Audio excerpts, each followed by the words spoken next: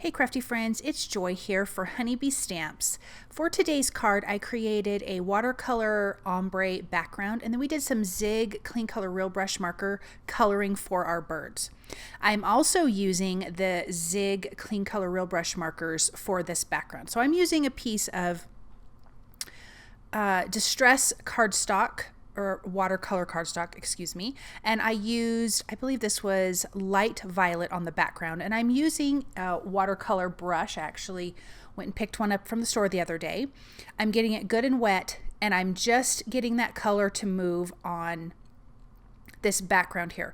Like I mentioned, I wanted this to be an ombre look, so I'm just going to keep blending this down towards the bottom. The bottom is going to be lighter, and this is a textured watercolor cardstock. I'm going to be using Bristol smooth cardstock, watercolor cardstock for the birds.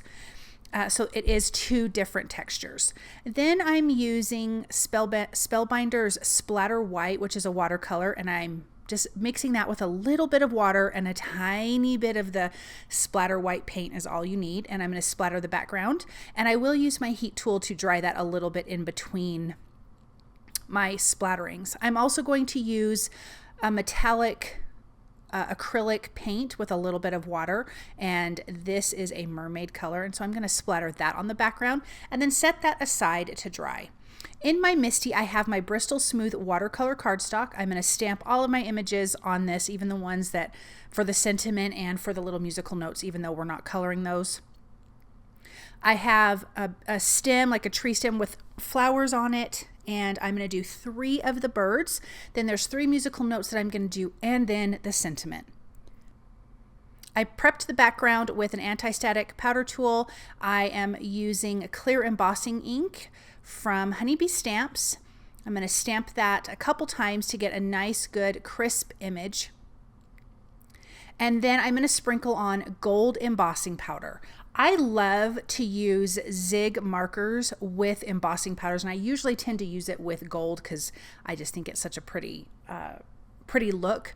So I'm going to sprinkle that on and then heat that with my heat tool until it is nice and melted, and you know it's melted when it's shiny.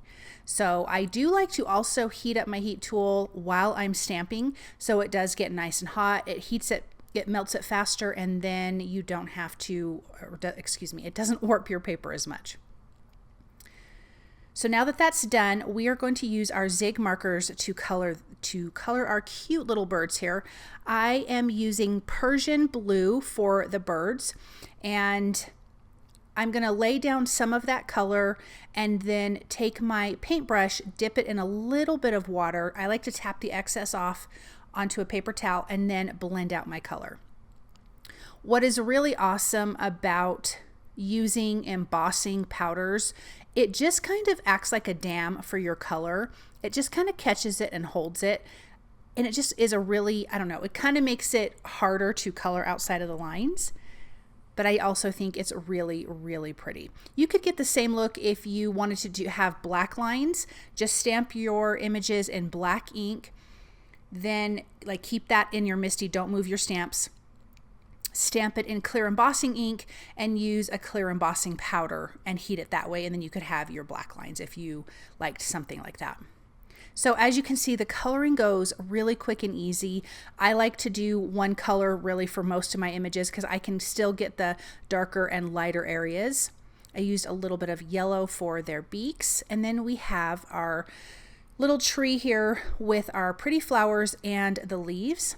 I will be using pink and then light green, and I did use light violet for that ombre background.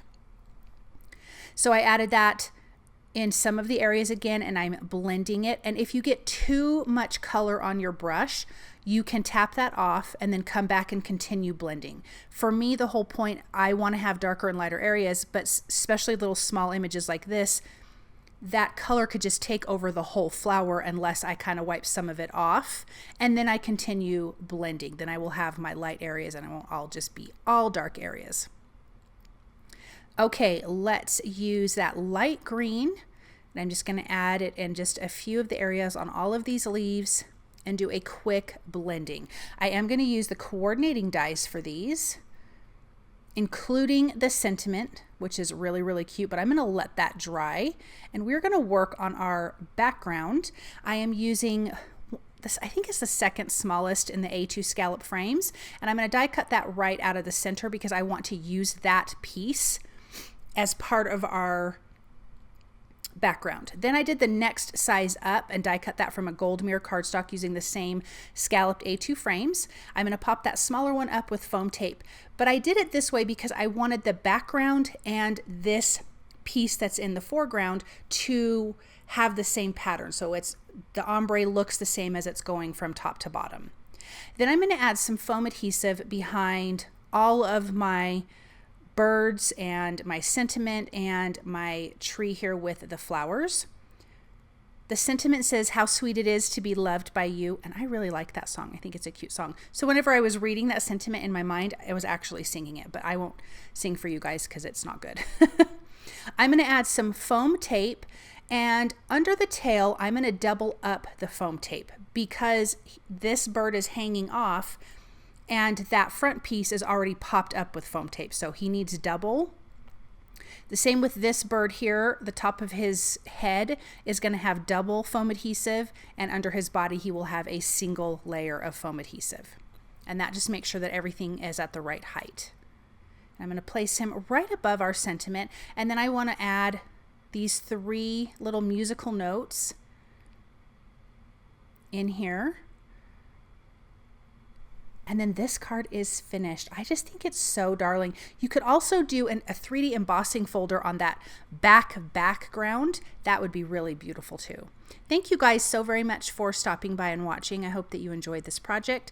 I hope you feel inspired, and I hope you have a wonderful day.